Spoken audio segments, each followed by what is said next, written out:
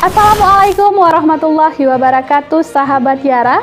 Hoksukun, Yayasan Advokasi Rakyat Aceh menyoroti kasus mangkraknya pembangunan 2 rumah bantuan Baitul Mal Aceh Utara tahun anggaran 2021 untuk fakir dan miskin di Gampong Ubaro dan Alu Semambo, Kecamatan Cokgiri.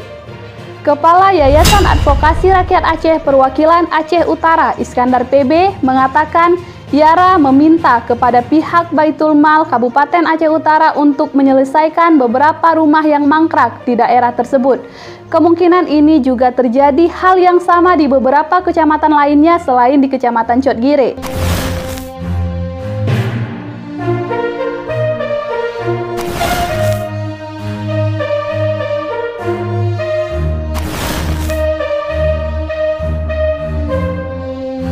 Iskandar mengingatkan jangan sampai masyarakat miskin tidak mendapatkan haknya sebagaimana mestinya. Pemerintah Aceh Utara punya tanggung jawab terhadap warga miskin, terutama masalah tempat tinggal yang layak huni. Sebelumnya kita juga mendapat laporan dari masyarakat ada beberapa rumah layak huni bantuan Baitul Mal yang terlantar atau mangkrak.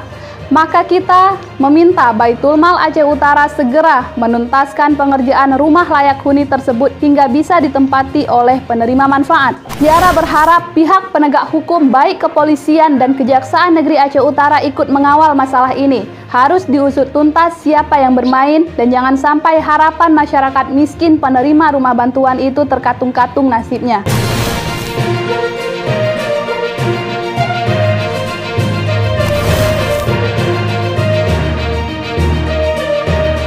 Diberitahukan sebelumnya, pembangunan 2 rumah bantuan Baitul Mal Aceh Utara tahun anggaran 2021 untuk fakir dan miskin di Gampong Ubaro dan Alu Semambo, Kecamatan Cokgiri, mangkrak. Rumah bantuan dari Baitul Mal untuk rohani di Gampong Ubaro, dinding bagian luar dan dalam sudah diplester.